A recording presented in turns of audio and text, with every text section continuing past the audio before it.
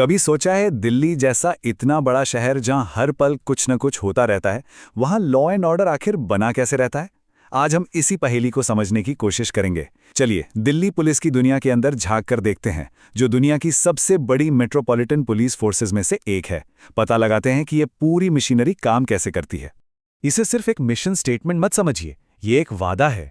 ये वो बुनियाद है जिस पर दिल्ली पुलिस के हर अफसर का काम टिका होता है, चाहे वो एक आम सा दिन हो या फिर कोई बड़ी इमरजेंसी। यही वादा है जो उन्हें इस विशाल शहर को महफूज रखने के लिए हर दिन काम पर भेजता है। तो सवाल ये उठता है कि ये वादा पूरा होता कैसे है? भाई, इतने बड़े और अलग अलग तरह के लोगों से भरे शहर को सुरक्षित रखना कोई बच्चों का खेल तो है नहीं। इसके लिए एक मजबूत ढांचा चाहिए, खास तरह की स्किल्स चाहिए और बहुत सारा तजुर्बा चाहिए।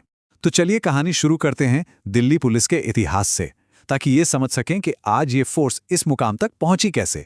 दिल्ली की सड़कों पर पुलिसिंग का इतिहास ना बहुत लंबा और दिलचस्प रहा है। कहानी शुरू होती है पुराने जमाने के कोतवालों से और आज के मॉडर्न कमिश्नर्स तक पहुंचती है। ये सिर्फ एक टाइमलाइन नहीं है, बल्कि ये इस बात की कहानी है कि वक्त के साथ पुलिसिंग कैसे बदली है। तो देखिए, ये टाइमलाइन हमें क्या बताती है। सब कुछ शुरू हुआ कोतवाल सिस्टम से, जहां कोतवाल सीधे राजा को जवाब देता था। फिर 1857 के बाद अंग्रेजों के दौर में एक ज़्यादा ऑर्गेनाइज्ड पुलिस फोर्स बनी। आज़ादी के बाद 1948 में इसे एक इंस्पेक्टर जनरल के अंडर लाया गया और फिर आखिरकार 1978 में आज वाला कमिश्नर सिस्टम लागू हुआ। तो ये सिर्फ पदों का बदलाव नहीं था, ये पुलिसिंग के पूरे सोचने समझने के तरीके का एक बड़ा बदलाव था। तो ये तो हो गई इतिहास की बात कि दिल्ली पुलिस बनी कैसे। लेकिन आज ये फोर्स कैसी दिखती है? चलिए अब इसके आज के स्ट्रक्चर और स्केल को समझते हैं। 224 ये सिर्फ एक नंबर नहीं है, पता है। ये इस बात का सबूत है कि दिल्ली के चप्पे चप्पे में पुलिस मौजूद है। ये 224 पुलिस स्टेशन मिलकर एक बहुत बड़ा नेटवर्क बनाते हैं, जो ये पक्का करता है कि मदद हमेशा नज़दीक हो और पुलिस को पता हो कि ज़मीन पर क्या चल रहा है। अब देखिए, इतनी बड़ी फोर्स को चलाने के लिए एक क्लियर स्ट्रक्चर तो चाहिए ही होगा।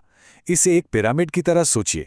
सबसे ऊपर है रेंज, जो सबसे बड़ा इलाका है। उसके नीचे आते हैं कई जिले, फिर सब डिवीजन और आखिर में जमीनी स्तर पर काम करने वाले पुलिस स्टेशन। ये सिस्टम पक्का करता है कि कमांड ऊपर से नीचे तक और जानकारी नीचे से ऊपर तक आसानी से पहुंचे। अब ये जो डोनट चार्ट है ना, ये एक बहुत जरूरी कहानी बताता है। दिल्ली पुलिस की लगभग 80% फोर्स कांस्टेबल और हेड कांस्टेबल से बनती है। यही वो लोग हैं जो पुलिस का चेहरा है। जब कोई इमरजेंसी में कॉल करता है तो यही पहुंचते हैं। जब सड़क पर कोई पुलिसकर्मी दिखता है तो वो अक्सर यही होते हैं।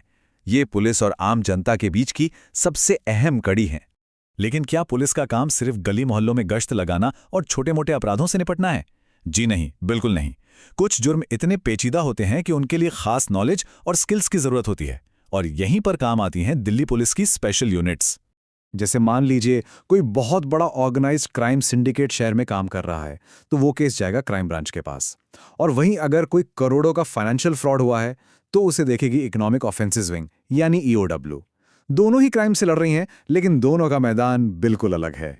इसे आप दिल्ली पुलिस का नर्व सेंटर समझिए, या दिल की धड़कन कह लीजिए। पुलिस कंट्रोल रूम यानी पीसीआर। हर सेकंड 112 पर की गई इमरजेंसी कॉल्स यहीं आती हैं। ऑपरेटर्स फौरन सबसे नज़दीकी पीसीआर वैन को मौके पर रवाना करते हैं।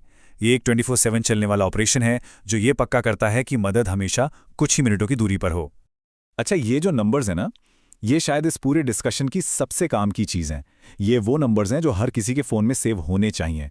112 जनरल इमरजेंसी के लिए, 1091 खास तौर पर महिलाओं की मदद के लिए, 1291 सीनियर सिटीजन के लिए और 1064 अगर पुलिस से ही कोई शिकायत हो तो उसके लिए। ये सिर्फ नंबर नहीं है, ये एक ताकत है। और हाँ, ये याद रखना भी जरूरी है कि पुलिस का काम सिर्फ अपराधियों को पकड़ना नहीं है। वो काउंसलर भी हैं, टीचर भी हैं और मैनेजर भी। Special police unit for women and children यानी SPUV&WC पारिवारिक झगड़ों को सुलझाने में मदद करती है और सेल्फ डिफेंस की ट्रेनिंग देती है। और ट्रैफिक पुलिस तो है ही, जो दिल्ली की बिजी सड़कों पर रोज ट्रैफिक को संभालने का मुश्किल काम करती है। तो अभी तक हमने देखा कि दिल्ली पुलिस का स्ट्रक्चर कैसा है, उसकी स्पेशल यूनिट्स क्या काम करती हैं। लेकिन देखिए, पुलिसिंग कोई वन वे स्ट्रीट तो है नहीं। इसका एक बहुत बड़ा हिस्सा कम्युनिटी के साथ पार्टनरशिप भी है। तो आइए देखते हैं कि दिल्ली पुलिस लोगों से सीधे कैसे जुड़ती है। टेक्नोलॉजी ने पुलिसिंग को कैसे बदला है, इसका सबसे अच्छा उदाहरण है पुलिस क्लियरेंस सर्टिफिकेट यानी पीसीसी लेने का प्रोसेस। पहले इसमें काफ़ी चक्कर काटने पड़ते थे, लेकिन अब जैसा कि आप देख सकते हैं सब कुछ ऑनलाइन है। आप अप्लाई करते हैं, फीस भरते हैं और वेरिफिकेशन के बाद सर्टिफिकेट सीधा आपके इनबॉक्स में। ये एक बेहतरीन मिसाल है कि कैसे नागरिक सेवाओं को आसान और असरदार बनाया जा रहा है।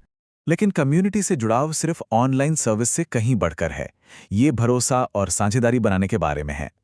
आंख और कान योजना जैसे इनिशिएटिव आम लोगों को पुलिस की मदद करने की ताकत देते हैं। परिवर्तन जैसे प्रोग्राम्स महिलाओं के खिलाफ होने वाली हिंसा की जड़ पर काम करते हैं। इन सभी प्रोग्राम्स के पीछे एक ही सोच है कि पुलिस अकेले काम नहीं कर सकती।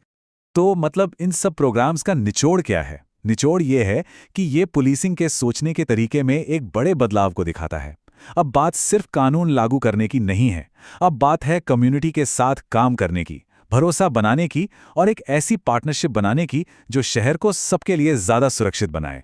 तो कोतवाल की इस पुरानी दुनिया से लेकर आज के इस मॉडर्न कॉम्प्लेक्स स्ट्रक्चर तक हमने एक लंबा सफ़र तय किया है।